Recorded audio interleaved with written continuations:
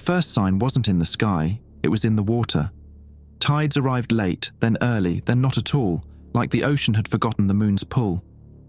When we asked why, the old seismographs at the observatory woke and began tapping a slow, hollow rhythm, as if something inside the moon were knocking. NASA called it instrument noise. But the photos showed long black seams spreading across the lunar seas and a faint glow where no glow should be, pulsing like a dying heart. The moon hadn't gone quiet. Its core had fallen in on itself, and something was breathing in the space that collapse left behind. My name is Tobias Brennan, and I used to think the worst part of working night shifts at the Monterey Bay Marine Observatory was the smell of rotting kelp at low tide. Now I know better.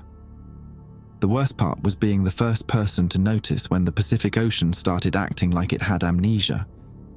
It began 3 weeks ago during what should have been a routine tide study. I'd been tracking lunar cycles for the California Coastal Commission for 8 years, logging the predictable dance between moon and sea that every surfer and fisherman takes for granted. The data was boring as hell, which is exactly how I liked it. Boring meant consistent. Consistent meant I could finish my marine biology PhD without any surprises screwing up my research timeline. But that Tuesday night, the numbers made no damn sense. The tide gauge readings showed water levels dropping 4 feet below the predicted low, then surging back 6 feet higher than calculated, all within a 2-hour window. My first thought was equipment failure. Saltwater and electronics don't play nice, and the sensors were overdue for replacement. But when I checked the backup systems, they showed the same impossible readings. I called Dr. Hammond at UC Santa Cruz, figuring he'd want to know about the malfunction before morning. Hammond had been studying tidal mechanics since before I was born, and his voice carried that particular brand of academic irritation reserved for graduate students who call at midnight. Brennan, unless Monterey Bay is experiencing a tsunami, your instruments are fucked. Check your calibrations and call me in the morning. But the ocean kept misbehaving. Over the next week, high tides arrived anywhere from 20 minutes early to 3 hours late. The kelp beds, usually swaying in predictable underwater currents, started writhing in patterns that made my eyes hurt to follow. Pelicans began diving for fish that weren't there, while sea otters gathered in massive rafts offshore, chittering in what sounded almost like conversation. The old seismograph in Building C, installed in 1967 and supposedly retired, started recording vibrations so faint they shouldn't have registered. But when I played back the audio at higher frequencies, the tremors formed a rhythm. Slow, deliberate, like a massive heartbeat echoing from somewhere impossibly far away. That's when I started checking the NASA feeds, looking for anything. Solar flares, satellite malfunctions, deep space radio bursts. Anything that might explain why the moon looked different through the observatory's telescope. Dimmer somehow, with dark veins spreading across its surface like cracks in old porcelain. And that faint pulsing glow where Mare Tranquillitatis used to be solid grey. The next morning brought Dr. Jacob Nordstrom, a visiting oceanographer from Stockholm University, who'd arrived 2 days early for a scheduled equipment inspection. I found him in the main lab, frowning at printouts of my overnight readings while nursing what smelled like the world's strongest coffee. "Your tide data is completely fucked," he said without preamble, his Swedish accent making the profanity sound almost polite. "Either your instruments need replacement or the Pacific has developed a personality disorder." Jakob was the kind of scientist I'd only heard about in academic legends. The guy who'd spent 3 winters alone at research stations in Greenland, measuring ice melt with equipment he'd built himself. His reputation for blunt honesty had made him enemies in academic circles, but his work was bulletproof. "Tell me something I don't know," I said, pouring myself coffee from the ancient machine that had been gurgling in the corner since the Carter administration. "Hammond thinks it's calibration error, but I've checked everything twice." Hammond is old school, good scientist, but he thinks the ocean follows rules written in textbooks. Jakob tapped the printouts with a scarred finger. "This data suggests something is interfering with lunar gravitational influence. Question is what?" The Monterey Bay Observatory sat on a bluff overlooking the Pacific, a collection of concrete buildings that had weathered 60 years of salt spray and earthquake tremors. Building C housed the old equipment, seismographs, magnetic field detectors, and atmospheric sensors that predated digital recording. Most staff avoided it because the fluorescent lights flickered constantly, and the air conditioning unit made sounds like a dying whale. Jakob, however, seemed drawn to the place. While I updated tide measurements, he spent hours in Building C, studying readouts from instruments that should have been decommissioned years ago. "You know what's interesting about old equipment?" he asked during lunch, unwrapping a sandwich that looked like it contained an entire delicatessen. "Modern sensors are too sensitive. They filter out background noise, smooth rough edges. But these antique machines, they record everything, even signals we've trained ourselves to ignore." "Like what?" "Micro vibrations, magnetic fluctuations. Sometimes the most important data comes from places we're not looking." He paused mid-chew. "Your seismograph in Building C has been recording consistent tremor patterns for 11 days. Same frequency, same amplitude, every 4.7 seconds. That made me stop eating." "Earthquake precursors?" "No, this is different. The signal originates from approximately 240,000 kilometers away." "The distance to the moon." I spent the afternoon recalibrating equipment that didn't need recalibration, trying to avoid the implications of what Jakob had suggested. But when evening arrived and the tide readings remained wrong, water levels dropping and rising in patterns that defied every gravitational model, I couldn't ignore it anymore. The observatory's main telescope was a 40-inch Cassegrain reflector, powerful enough for serious lunar observation, but mostly used for public astronomy nights and undergraduate research projects. I hadn't used it for anything more complex than photographing Saturn's rings since graduate school started. But that night I pointed it at the moon. What I saw through the eyepiece made my hands shake. The lunar surface showed dark lines spreading across familiar features like fractures in glass. Mare Tranquillitatis, the Sea of Tranquility, where Apollo 11 had landed, was crossed by shadows that hadn't been there in any photograph I'd ever seen. Worse, the shadows seemed to pulse with faint light, too regular to be tricks of Earthlight or atmospheric distortion. "Jesus Christ," I whispered, adjusting the focus. Jakob appeared at my shoulder, having approached silently across the observation deck. "You see it too?" "Those lines weren't there last week." "I'm sure of it." "No, they weren't." His voice carried the flat certainty of someone who'd spent years observing things others preferred to ignore. "But they match the seismic patterns from Building C. Same frequency, same timing." I took photographs, dozens of them, using the telescope's digital camera system. Each image showed the same network of dark veins spreading across the lunar surface, with that impossible pulsing glow emanating from regions that should have been solid rock. "We need to report this," I said, already reaching for my phone. Jakob grabbed my wrist. His grip was stronger than expected, calloused from years of fieldwork. "To whom?" "NASA. They've been tracking lunar observations for decades. If something this obvious were new, don't you think they'd have noticed?" The question hung in the salt air between us. Below, waves crashed against the rocks with irregular rhythm, as if the ocean itself was confused about when to rise and fall. "Maybe they have noticed," Jakob continued, releasing my wrist. "Maybe that's why Dr. Hammond was so quick to dismiss your readings as equipment failure. Maybe some discoveries are too dangerous for graduate students." I stared at the moon through the telescope, watching those dark fractures spread like infection through familiar craters and plains. The Sea of Tranquility now looked more like a wound, edges ragged and bleeding faint light into the lunar night. "What do you think is happening up there?"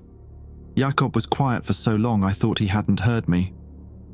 When he finally spoke, his voice was barely above a whisper. "I think something inside the moon is trying to get out. And I think the people who should be warning us have decided we're better off not knowing." He walked away, leaving me alone with the telescope and a growing certainty that everything I thought I knew about the moon, about the ocean, about the careful dance of gravity that kept our world stable, was about to change forever. The seismograph in Building C continued its patient tapping, counting down to something none of us were prepared for. The next 48 hours turned our quiet research station into something resembling mission control for a disaster that hadn't officially happened yet. Jakob had transformed Building C into an impromptu command center, connecting vintage instruments to modern recording equipment with a maze of cables that would have made any safety inspector weep. Dr. Hammond arrived unannounced Friday morning, his usual academic composure replaced by something that looked suspiciously like panic barely held in check. He found us in the main lab, surrounded by printouts and laptop screens displaying waveform patterns that grew more disturbing with each passing hour. "Brennan, what the hell have you been telling people?" Hammond's voice carried the sharp edge of someone who'd been fielding uncomfortable phone calls. "I've got department heads asking questions I can't answer, and visiting researchers making unofficial reports to institutions I've never heard of." Jakob looked up from a spectrographic analysis, completely unfazed. "We've been documenting observable phenomena. Isn't that what scientists do? Not when those phenomena contradict established models without proper verification protocols." Hammond's eyes moved between us, settling on the telescope photographs pinned to the wall. Those lunar images could be atmospheric distortions, equipment artifacts, or simple processing errors. "Could be," I agreed. "Except they correlate perfectly with seismic data from 3 separate instruments, tidal measurements from 4 different monitoring stations along the coast, and magnetic field fluctuations recorded by the Geological Survey Station in San Andreas." Hammond went very still.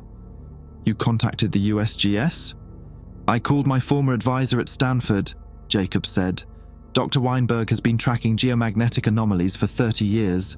He confirmed unusual readings throughout California, all showing the same 4.7-second periodicity we've been measuring here."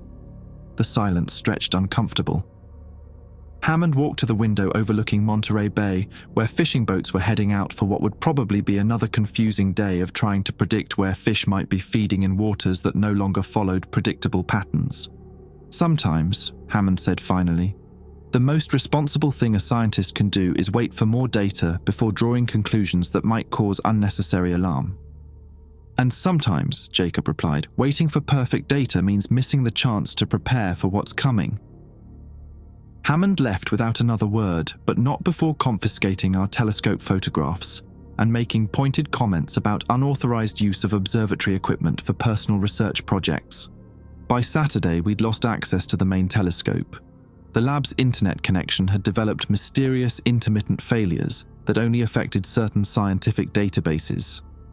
Even the ancient seismograph in Building C was showing signs of electronic interference, its steady rhythm occasionally interrupted by bursts of static.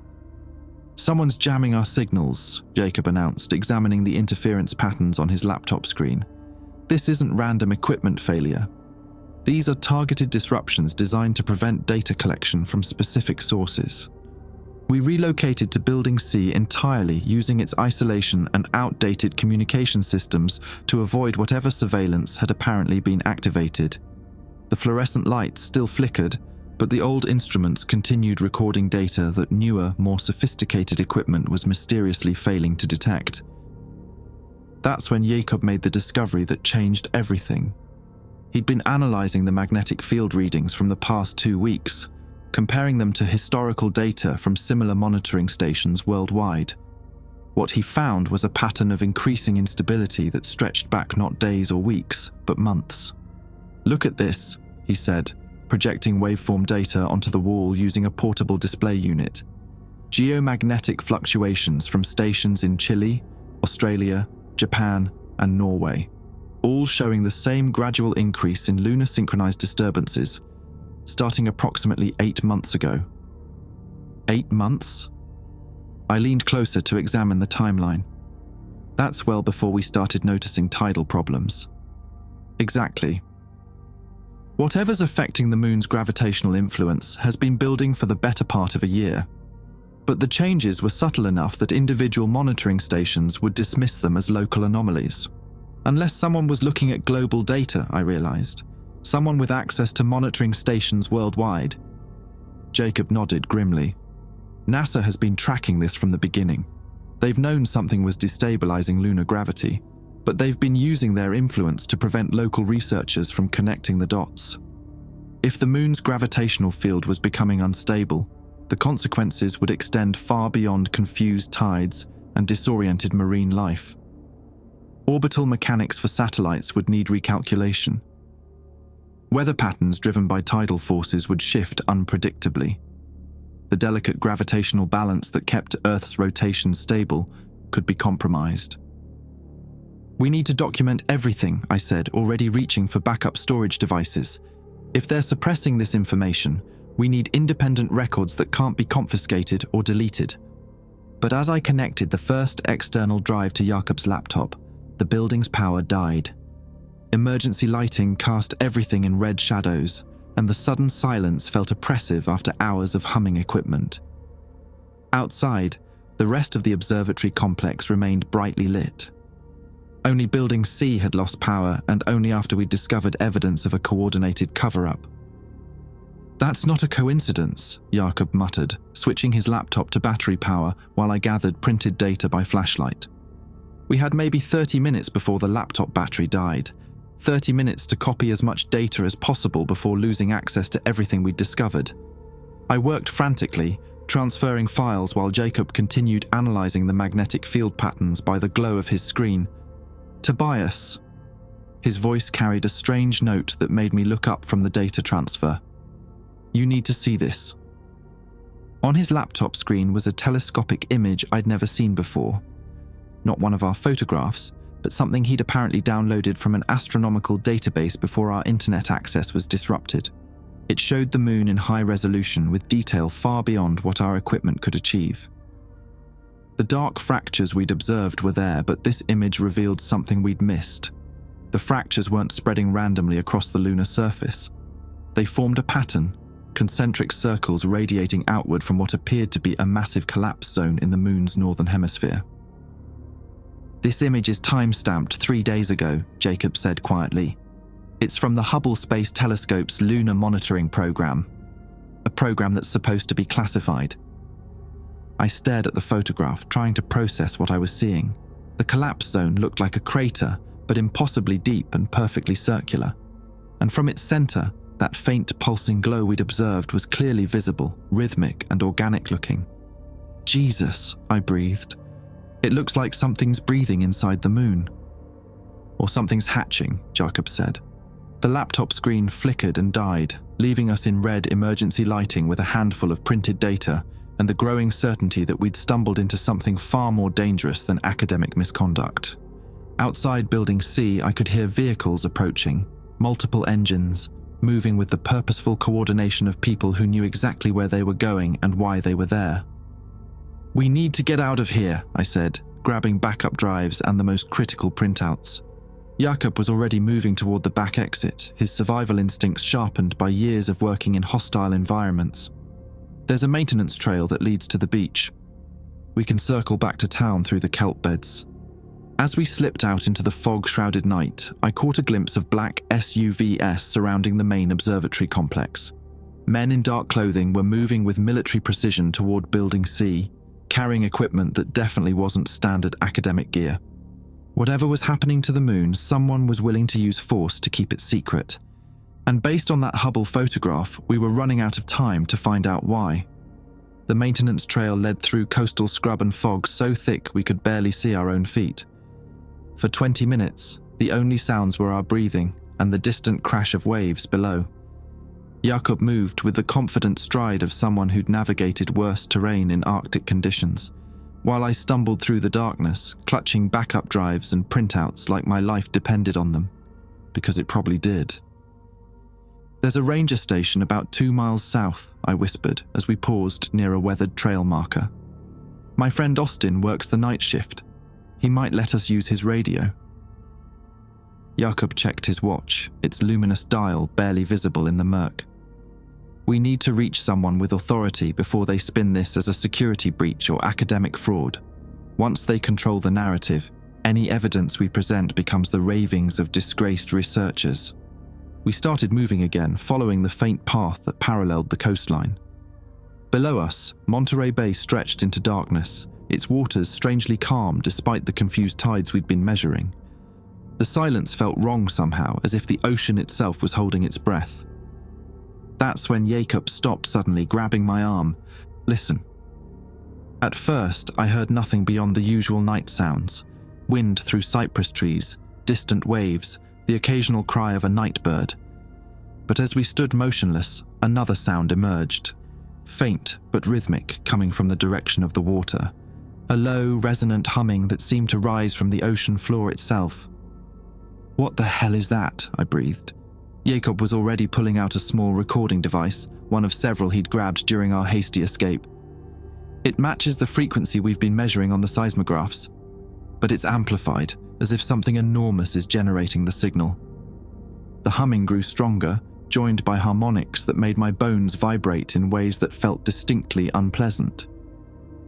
Through the fog, I caught glimpses of phosphorescence in the water, not the usual bioluminescent plankton, but geometric patterns of light that pulsed in sync with the sound. "We need to document this," Jacob said, setting up his equipment on a relatively flat section of trail. "Whatever's affecting lunar gravity is directly influencing marine systems now. This could be the proof we need to..."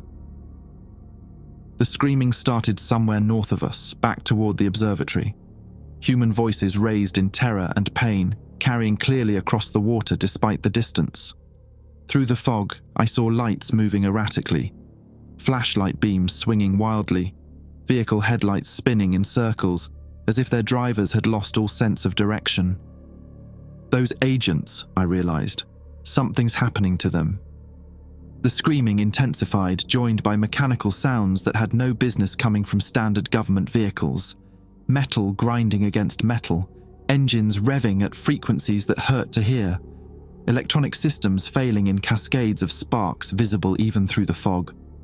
Jacob's recording equipment began producing readings that made no sense. Electromagnetic field strength spiked beyond the device's measurement capacity, while the rhythmic humming from the ocean shifted into frequencies that seemed to bypass my ears entirely and resonate directly in my skull. "The lunar collapse," Jacob said, his voice tight with sudden understanding. "It's not just affecting gravity.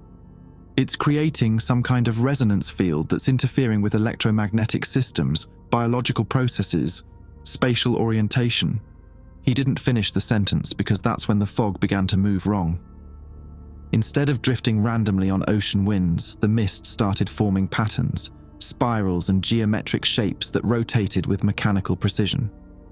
Through the swirling vapor, I glimpsed things that shouldn't have been possible. Sections of coastline that appeared to be folding in on themselves.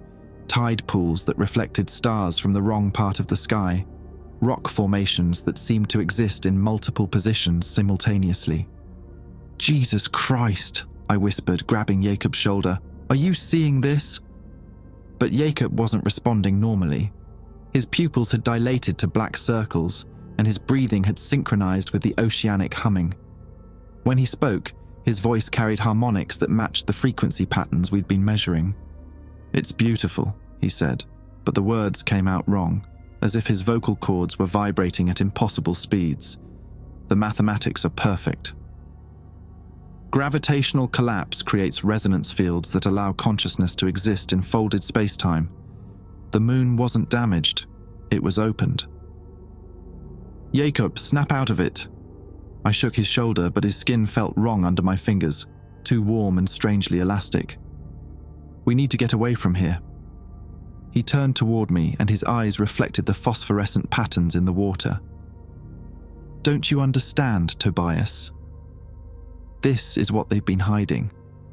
Not a disaster, but an invitation. The collapse created a doorway, and something's been calling to us through it." The screaming from the observatory had stopped, replaced by a different sound, voices singing in harmony, but with too many vocal ranges for human throats. Through the fog, I saw figures moving along the shoreline below us. Their movements synchronized like dancers following choreography written in some alien mathematics. They had been the government agents, I realized, but whatever was happening to Jacob was happening to them as well. "We have to go," I said, backing away as Jacob's attention shifted to the geometric patterns forming in the fog around us. "This resonance effect, it's changing people, making them part of whatever's coming through from the moon." Jakob smiled, and his teeth reflected the same phosphorescent glow. You can feel it too, can't you? The pull, like gravity, but for consciousness itself. They're not changing us, they're completing us. I ran. Behind me, Jakob's laughter joined the harmonic chorus rising from the coastline, his voice adding to a symphony that seemed to originate somewhere beyond Earth's atmosphere. I stumbled through fog that grew thicker and more geometric with each step, clutching backup drives that might contain the only proof of what was really happening.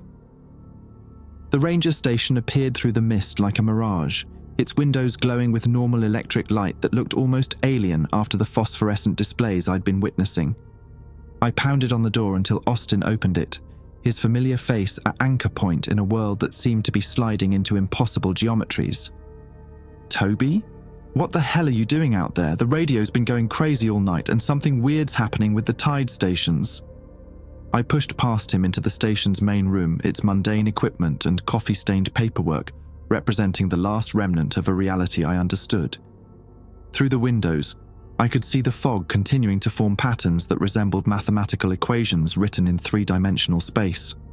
Austin, we need to use your emergency radio. Contact the Coast Guard, the Navy, anyone with authority to investigate what's happening at the observatory. Investigate what? Austin looked confused, but he was already moving toward the radio equipment. Hammond called an hour ago, said there'd been some kind of gas leak and the whole facility was under quarantine. Gas leak. The cover story was already in place.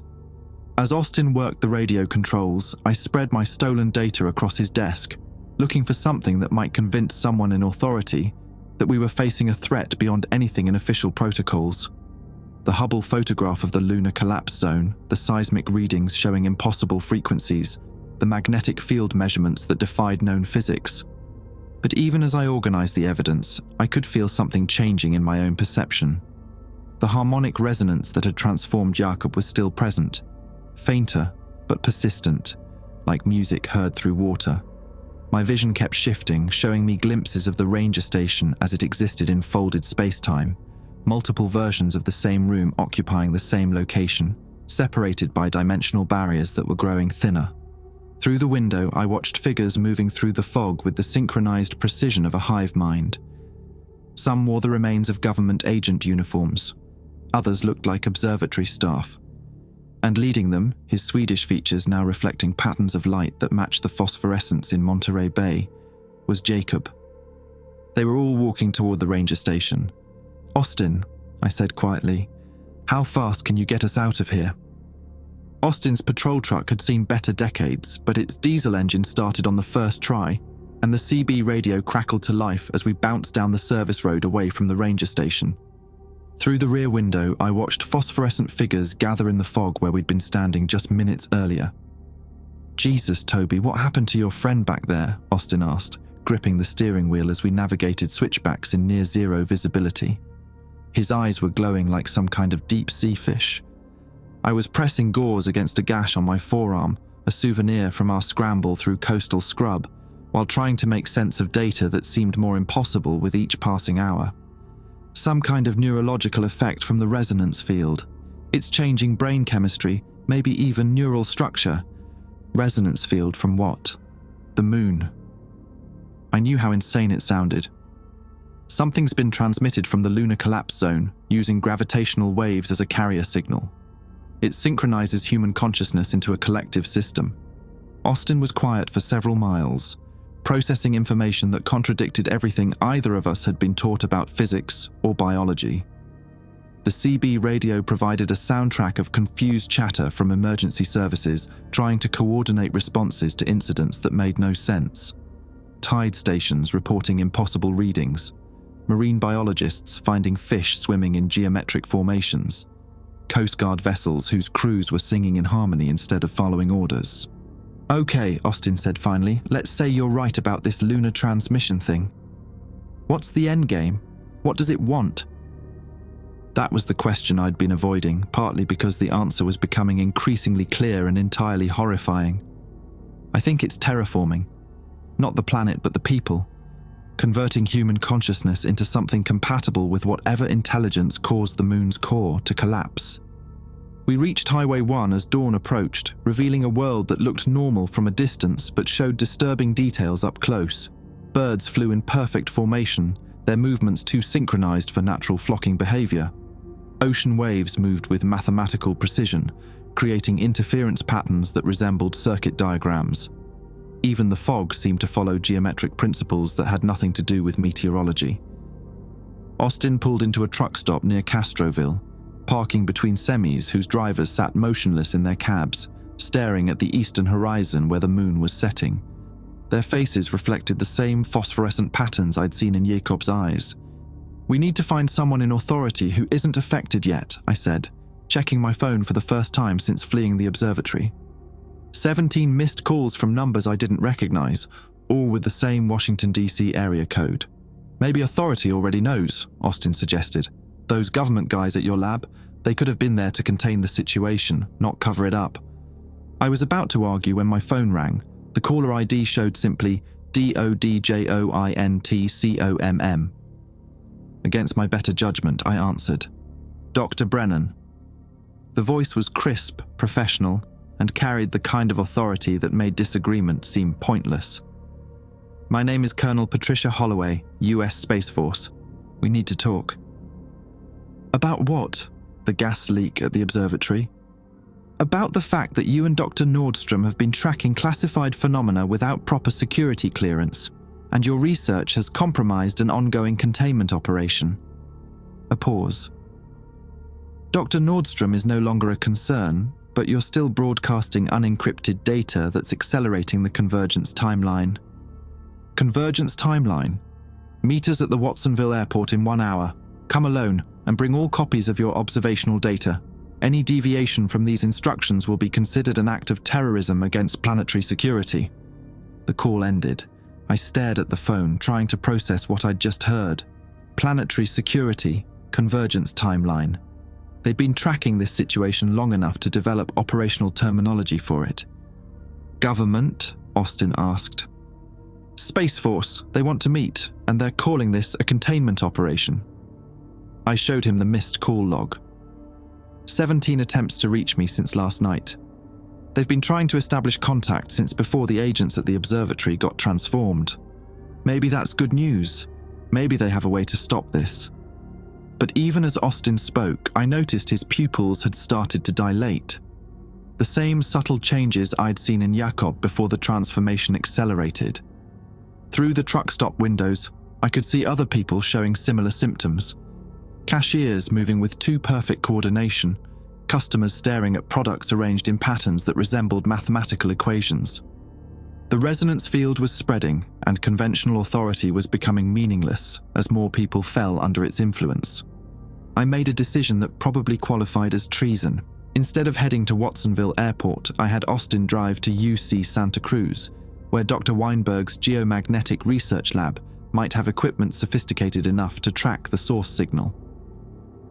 If the Space Force had been running a containment operation, their methods had clearly failed. Whatever was coming through from the collapsed lunar core was adapting faster than human countermeasures could respond. The university campus felt like a movie set after the actors had gone home.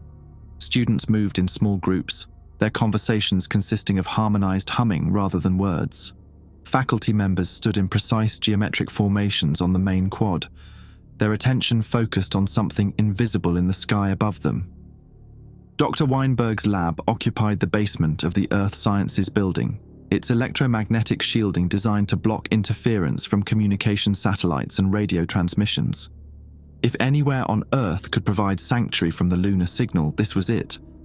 I found Weinberg hunched over monitoring equipment, his grey hair wild with static electricity, and his eyes showing the bloodshot fatigue of someone who'd been working without sleep for days.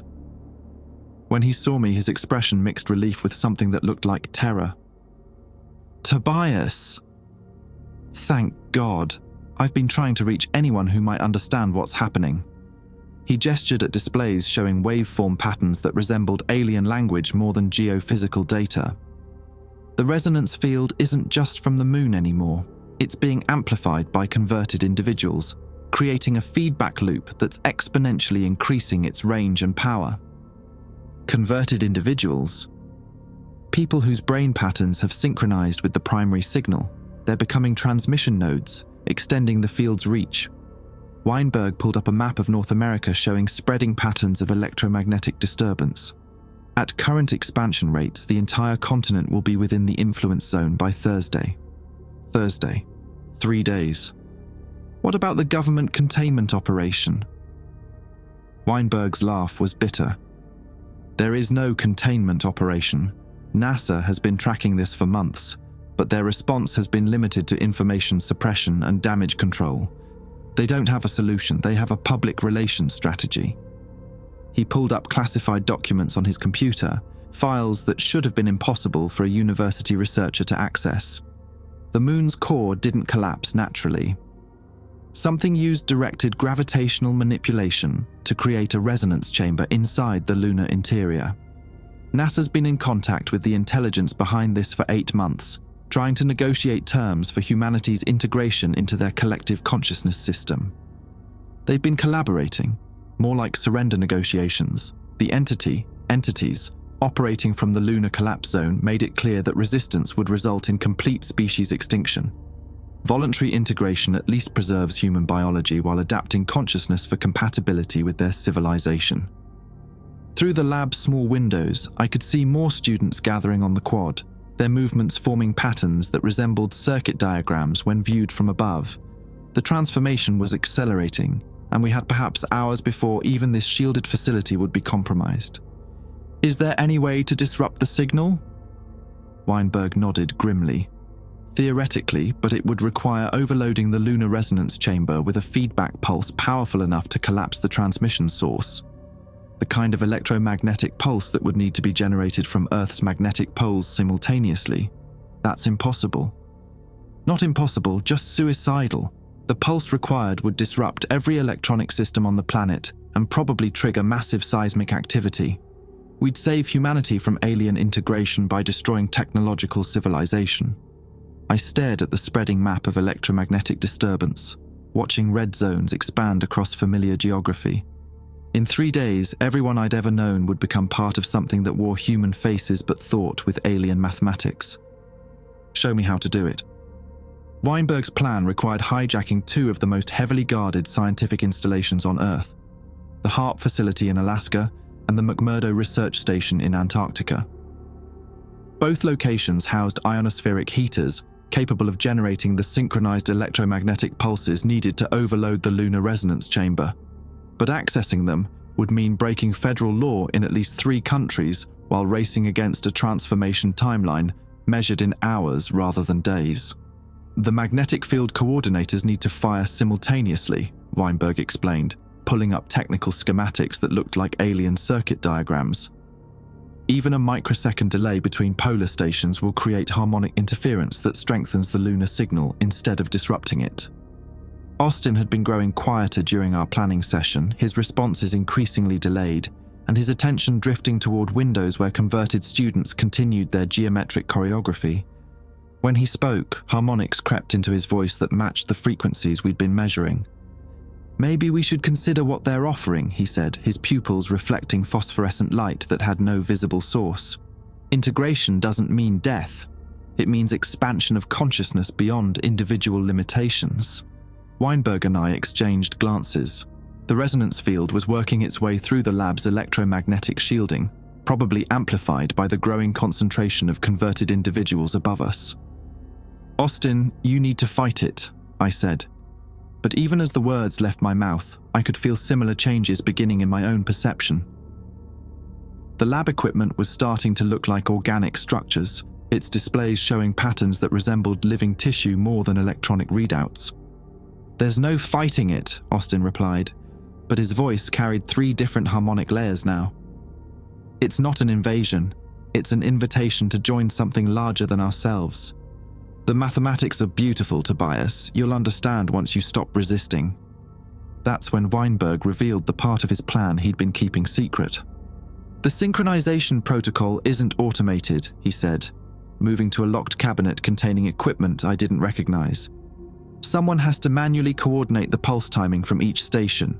and the electromagnetic radiation required for disruption will be lethal to anyone within a 50-mile radius of the transmission points. I stared at the devices he was assembling, compact transmitters designed to interface with ionospheric heating systems, their controls labeled with radiation warning symbols that made their purpose abundantly clear. You're talking about suicide missions. I'm talking about the only chance humanity has left. Weinberg's hands shook as he calibrated transmission frequencies. I've already contacted researchers at both facilities. Dr. Kowalski in Alaska and Dr. Roberts in Antarctica have been monitoring the situation independently. They understand what needs to be done. Austin was no longer pretending to be unaffected.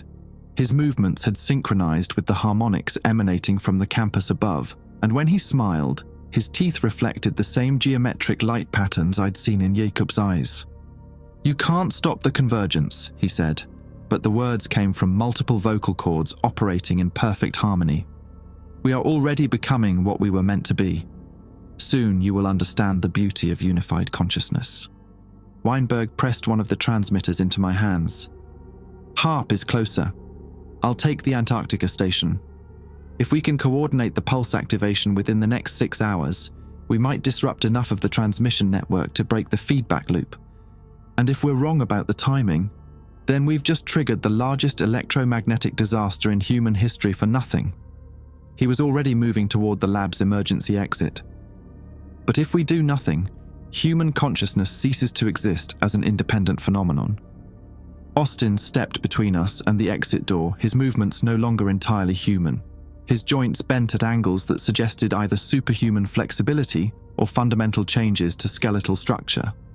"The facility above has become a transmission hub," he said, his harmonized voice carrying frequencies that made the lab equipment resonate.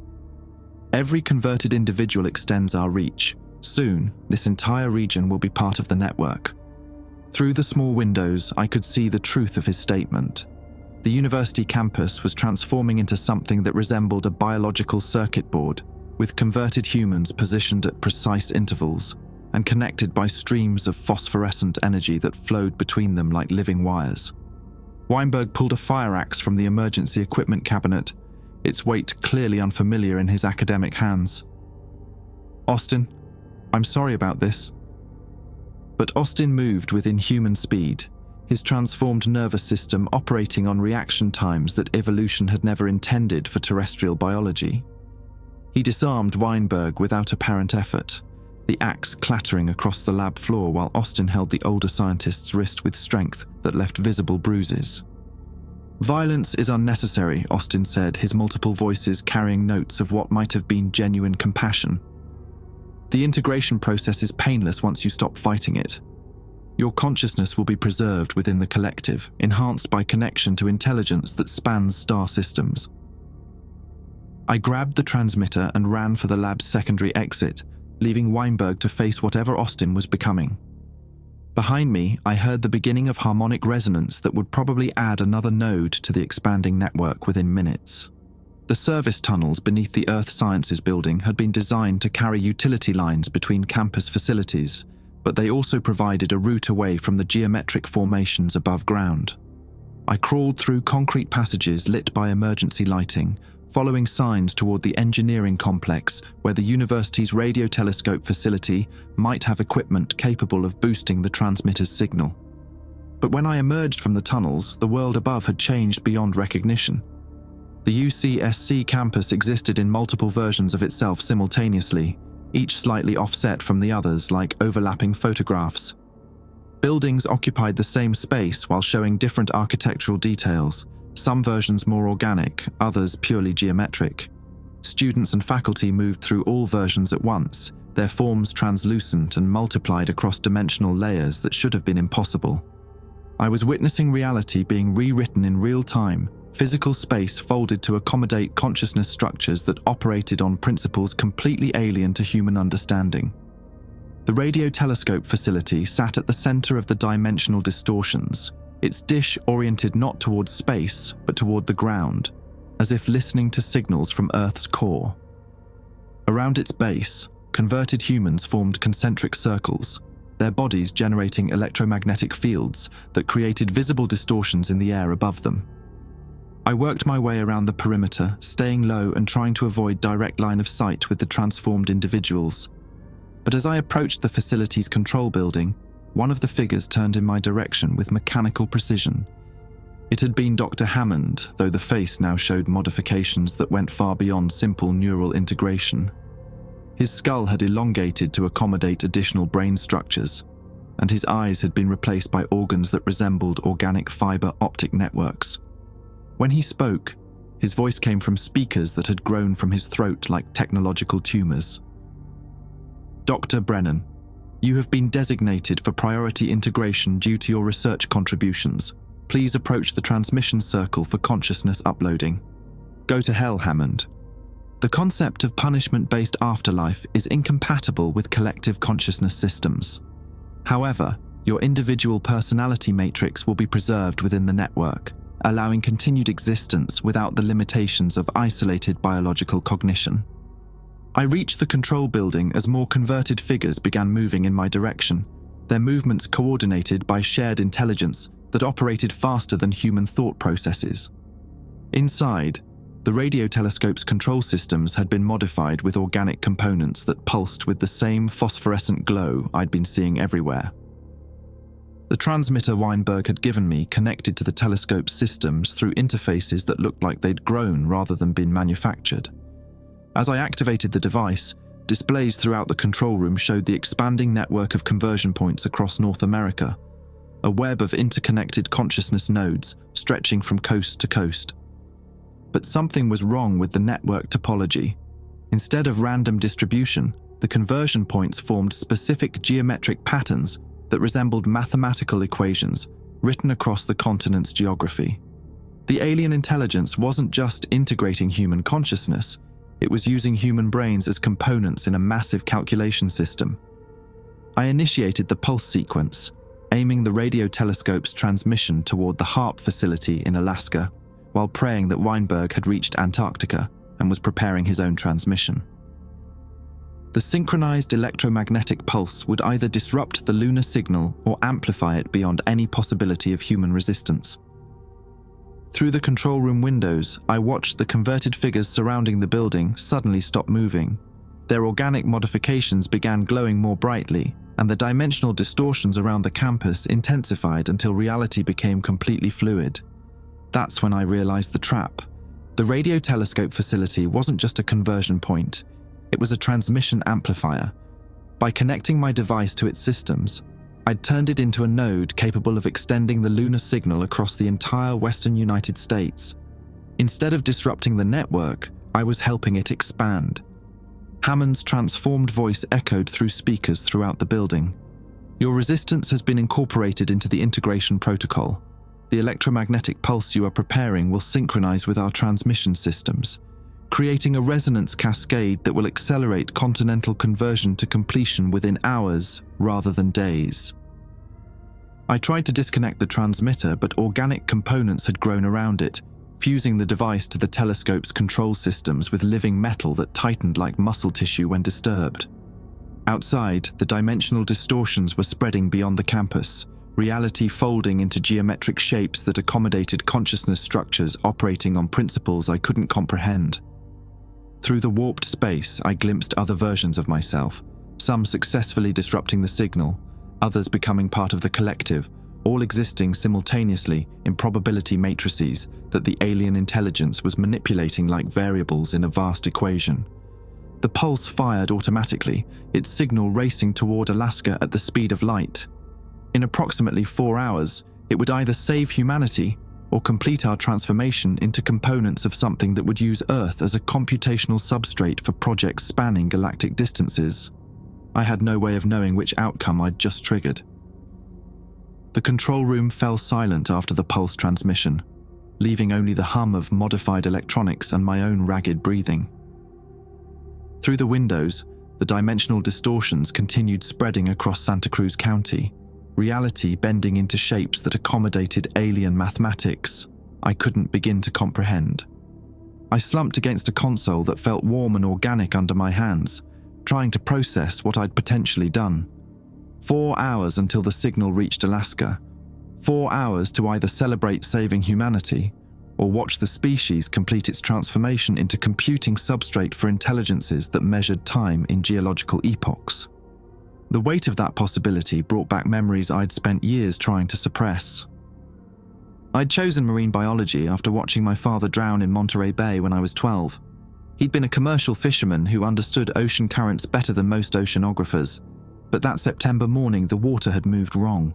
Riptides flowing against wind patterns, waves forming geometric shapes that defied fluid dynamics. They found his boat 3 days later, electronics fried and hull scarred with burn marks that looked like mathematical equations. The Coast Guard called it equipment failure during an unusual storm. But I'd seen the phosphorescent patterns in the water that night, the same impossible geometries now spreading across the university campus.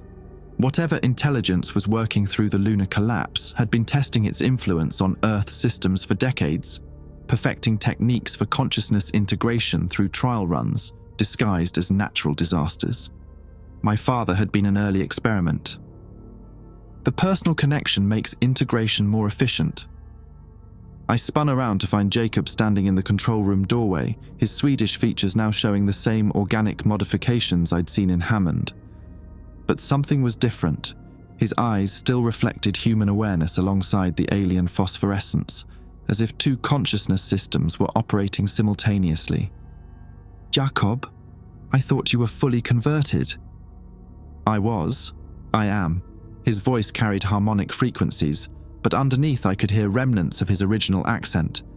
But the collective requires diversity of perspective for optimal problem solving.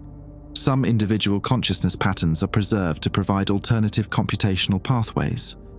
He moved closer, his movements still showing that uncanny synchronization with invisible signals.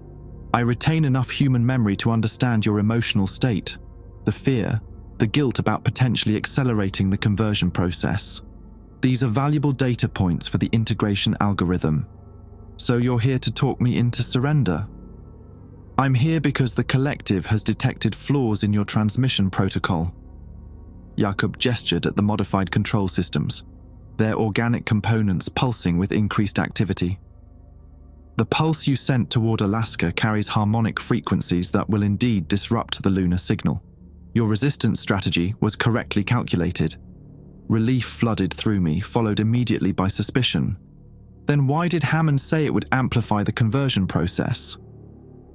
Because Hammond's individual personality matrix was more completely integrated than mine. His statements reflected collective goals rather than objective analysis. Jacob's human aspects seemed to strengthen as he spoke, fighting against the alien modifications. "The truth is your electromagnetic pulse will severely damage the lunar resonance chamber, but the collective has prepared countermeasures." Through the windows, I watched the dimensional distortions accelerate. Multiple versions of the campus were now visible simultaneously, each showing different stages of alien transformation. In some versions, the buildings had become purely organic structures pulsing with networked consciousness. In others, geometric crystalline formations stretched toward a sky that showed stars from different galaxies. "What kind of countermeasures?" "Temporal displacement." Jacob's voice carried notes of what sounded like genuine regret. "The collective has been folding space-time around conversion zones to create closed temporal loops. When your pulse disrupts the primary signal, all affected consciousness nodes will be shifted backward through time to before the disruption occurred. A reset loop. Essentially, yes.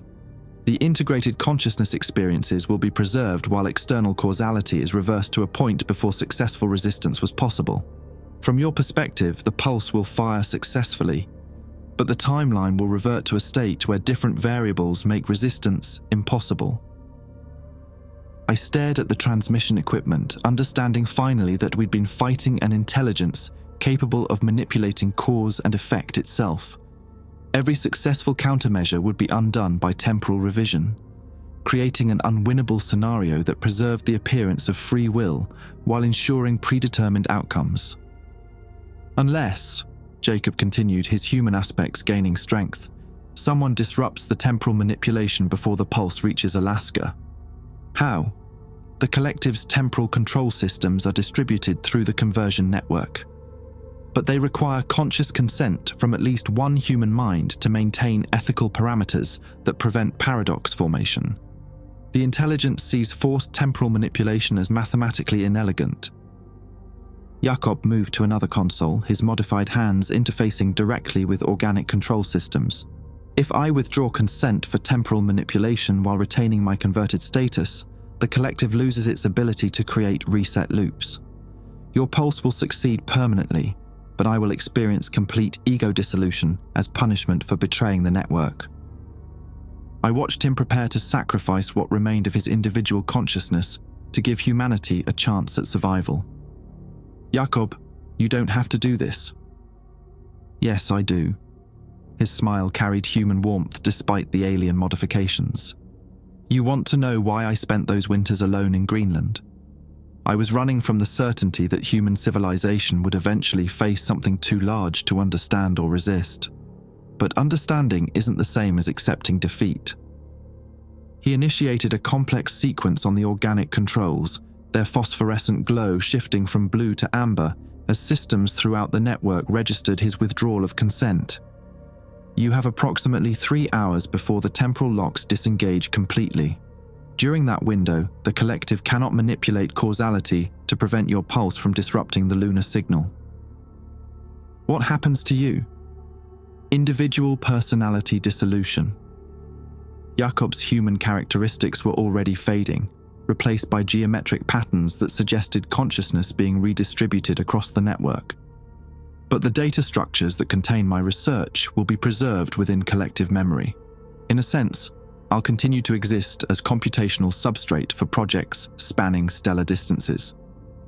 The modified control systems began displaying warnings in languages that hadn't existed on Earth 6 months earlier.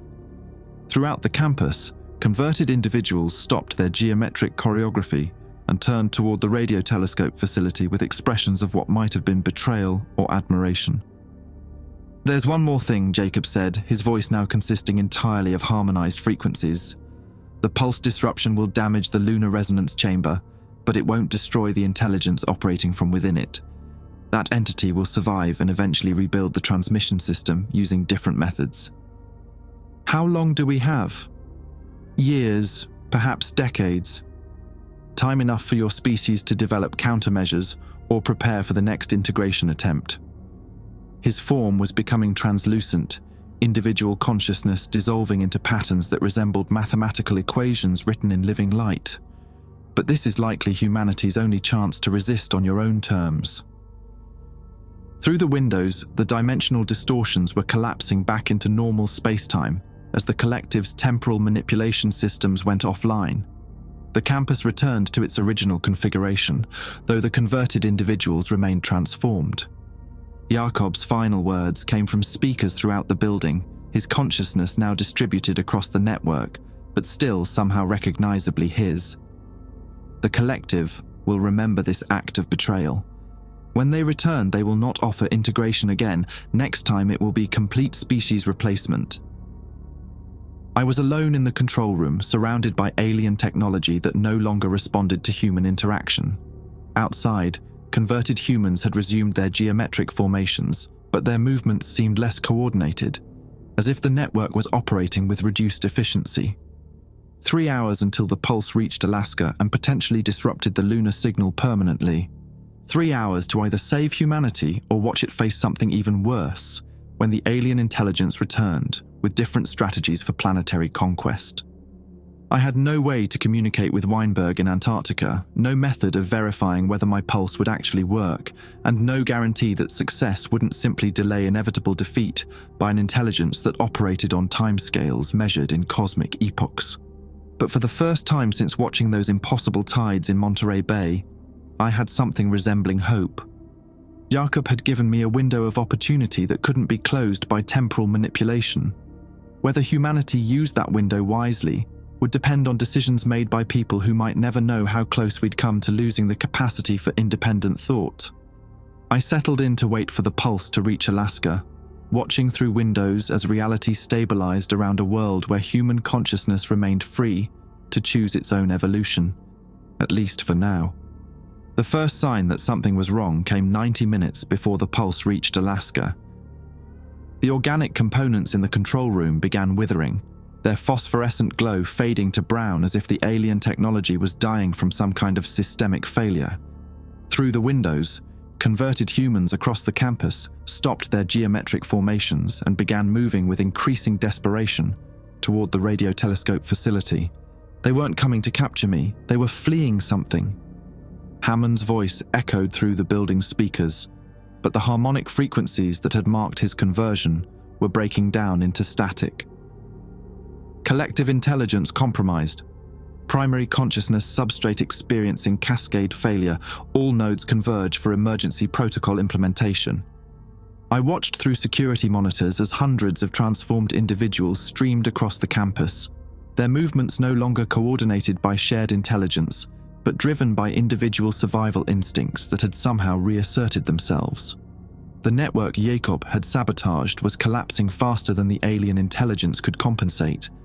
But instead of celebrating, I felt a growing sense of wrongness that went beyond simple pattern recognition. The converted humans weren't fleeing toward safety. They were all moving in the same direction, toward the radio telescope that housed the equipment I'd used to transmit the disruption pulse. Dr. Weinberg's voice crackled through the facility's emergency radio system, his transmission originating from somewhere far south. "Tobias, if you're receiving this, do not let them reach the telescope. The collective is implementing a final protocol that will convert the disruption pulse into a beacon signal. Weinberg, where are you?" "Antarctica Station, I never reached it. The Space Force intercepted me in Denver, but I convinced them to let me coordinate from Peterson Air Force Base. The pulse you transmitted is working. HARP confirms successful lunar resonance disruption, but the collective has found a way to turn your victory into their backup plan." Through the windows, I could see the mass of converted humans reaching the telescope facility's perimeter. They moved with purpose that suggested shared knowledge despite the breakdown of their network communication. Whatever final protocol Weinberg had mentioned, they understood their role in implementing it. What kind of backup plan? The alien intelligence stored itself in quantum states within the converted human brains. When your pulse disrupts the lunar transmission, those stored consciousness patterns will use the telescope as a transmission array to broadcast themselves across interstellar distances. Instead of losing one invasion site, they'll establish contact with their primary civilization and request immediate support. I stared at the organic control systems, finally understanding why they'd made transmitting the pulse so easy. The aliens hadn't been trying to stop me. They'd been positioning me to become the person who would call for their reinforcements.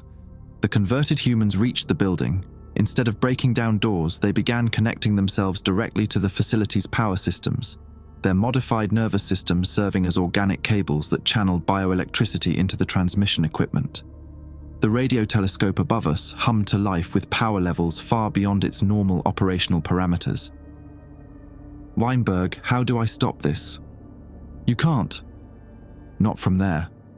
The only way to prevent the beacon transmission is to overload the telescope's power systems before the stored consciousness patterns finish uploading themselves into the transmission array." "How?" "There's an emergency shutdown protocol in the main control panel, but activating it while the telescope is operating at these power levels will create an electromagnetic feedback loop that destroys everything within a 3-mile radius." I looked at the control panel, its emergency shutdown controls now glowing with invitation. Red switches with clear plastic covers, designed to be broken in catastrophic circumstances. The kind of final option that existed only for situations where saving lives was less important than preventing worse disasters. Including anyone who triggers the shutdown. Especially them. The feedback loop originates from the control systems. Outside, more converted humans were arriving, their bodies forming living circuits that fed power directly into the telescope array. The building shook as transmission equipment designed for radio astronomy was forced to operate as an interstellar communication system. Through the walls, I could feel electromagnetic fields building toward levels that would make the shutdown increasingly difficult to trigger safely. "Tobias," Weinberg's voice carried notes of respect and regret. "You've got maybe 10 minutes before the beacon transmission reaches full power. After that, nothing we do will matter. The alien civilization will receive coordinates for Earth and begin planning systematic colonization. I approached the emergency controls, their red glow reflecting off surfaces that had become mirror-smooth as alien technology prepared for its final function. Breaking those plastic covers would commit me to a choice with no possibility of survival, but it might give humanity the time Jacob had died to provide. But as I reached for the first switch, the building's lights went out. Emergency power kicked in, casting everything in red shadows that made the organic control systems look like exposed organs. Through that crimson illumination, I saw a figure standing in the control room doorway. Not one of the converted humans, but someone wearing military fatigues with Space Force insignia. "Dr. Brennan, step away from the emergency controls." I couldn't see the newcomer's face clearly, but her voice carried authority that made disagreement seem pointless. The beacon transmission serves US strategic interests. Preventing it would constitute an act of treason against planetary security. Planetary security? Those aliens want to colonize Earth. Those aliens want to integrate human consciousness into a galactic civilization that spans thousands of star systems. The alternative is eventual extinction when Earth's resources are depleted and our species lacks the technology for interstellar expansion. She stepped into the red emergency lighting, revealing features that looked human, but showed subtle modifications similar to what I'd seen in converted individuals. Not full transformation, but enough integration to suggest direct communication with the alien intelligence. NASA has been negotiating terms for voluntary integration for 8 months. The beacon transmission will establish formal diplomatic contact and begin the process of joining their civilization as a junior partner rather than conquered territory. With the entire species as computer components. With the entire species as eternal participants in projects that will outlast the heat death of this universe. Dr. Brennan, your individual consciousness will be preserved within systems that can simulate entire galaxies. You'll experience forms of existence that biological evolution never allowed. I kept my hand near the emergency controls, calculating whether I could break the plastic covers before she could stop me. The building continued shaking as the converted humans fed more power into the transmission systems, their collective biology serving as organic batteries for equipment never designed to operate at these energy levels. What happens to people who refuse integration? Nothing happens to them. They simply cease to exist as conscious entities when the integration process converts their neural patterns into computational substrate. It's instantaneous and painless. The beacon transmission was building toward critical power levels, its electromagnetic field strong enough to make the air itself luminous. Through the windows, I could see the converted humans beginning to collapse as their modified biology was consumed by the energy requirements of interstellar communication. "They're dying," I said. "They're being converted into signal components. Their consciousness will be part of the message that reaches the alien homeworld. In a sense, they'll be the first humans to travel faster than light." She was closer now, close enough that I could see her eyes reflecting the same geometric patterns that had marked full conversion. Whatever negotiations NASA had been conducting, they'd required direct neural interface with the alien intelligence. The people making decisions about humanity's future were no longer entirely human. "Dr. Brennan, please step away from the emergency controls. The integration process will begin in approximately 6 minutes, and your cooperation will ensure optimal preservation of your individual personality matrix." I looked at the red switches one final time, understanding that breaking those plastic covers would end not just my life, but any possibility that some version of human consciousness might survive within the alien civilization. The people who'd been converted weren't necessarily wrong about the benefits of integration, they were just no longer capable of choosing alternatives. "I'm sorry," I said, and smashed the emergency shutdown covers with both hands. The Space Force officer lunged toward me, but the electromagnetic feedback loop was already building, reality warping around power levels that turned matter into energy, and energy into something that bypassed the normal rules of physics entirely. The last thing I saw before the control room dissolved into white light was her face, showing genuine sorrow rather than anger. She'd known this was a possibility, maybe even hoped for it. The explosion that destroyed the radio telescope facility was visible from orbit, a brief star that flared and died above the California coast. It took with it the beacon transmission, the stored alien consciousness patterns, and any immediate possibility of interstellar communication between Earth and whatever civilization had orchestrated the lunar collapse. In the silence that followed, human consciousness remained free to choose its own evolution, for better or worse, until the next attempt at contact succeeded. 6 months after the Santa Cruz event, Dr. Monica Restrepo stood in the ruins of the UC Santa Cruz Observatory, conducting the first official scientific survey of the electromagnetic crater that had once been a radio telescope facility. The site resembled ground zero of a nuclear detonation, if nuclear weapons could twist space-time into geometric knots that hurt to examine directly. The converted humans had died instantly when the feedback loop triggered, their modified biology unable to withstand the electromagnetic forces that had torn apart reality at the quantum level. Their bodies remained where they'd fallen, but autopsy revealed neural structures that defied classification, organic computing components that suggested human brains had been rebuilt into something resembling biological quantum processors. NASA's official report classified the incident as a terrorist attack involving experimental electromagnetic weapons. The lunar surface anomalies had been explained as previously undetected meteor impacts, their phosphorescent properties attributed to rare mineral compositions revealed by recent cratering events. Dr. Tobias Brennan was posthumously identified as a domestic terrorist who'd collaborated with foreign intelligence services to destabilize US space monitoring capabilities. None of that explained why the moon still looked wrong. Restrepo adjusted her equipment, trying to measure residual electromagnetic radiation from the explosion site, while avoiding direct observation of the crater's geometric properties. NASA had assigned her team to conduct cleanup operations, but their real purpose was determining whether any alien technology remained functional after the electromagnetic cascade. Dr. Restrepo, her research assistant, called from the crater's edge. "You need to see this." She approached carefully, wearing polarized glasses that filtered out visual frequencies known to cause seizures in subjects exposed to post-event electromagnetic anomalies. What her assistant had found was a section of organic control system, its phosphorescent components dim but still showing faint signs of electrical activity. "It's still alive," the assistant whispered. "Not alive, active." The alien technology wasn't biological in any sense humans understood, but it operated using principles that bridged the gap between living systems and quantum mechanics. Even after the electromagnetic explosion that should have destroyed all complex electronics within 3 miles, fragments of the alien network continued functioning.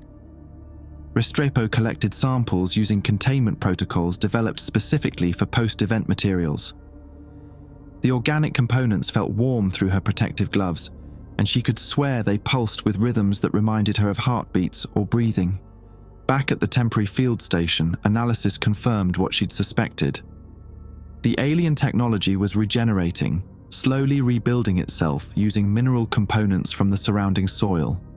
At current reconstruction rates, it would take decades to achieve significant complexity, but the process showed no signs of stopping. "Should we report this to the Oversight Committee?" her assistant asked.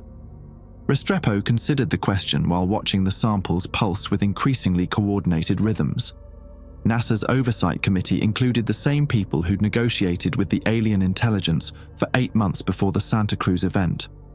Their response to regenerating alien technology was predictable. "No," she said finally.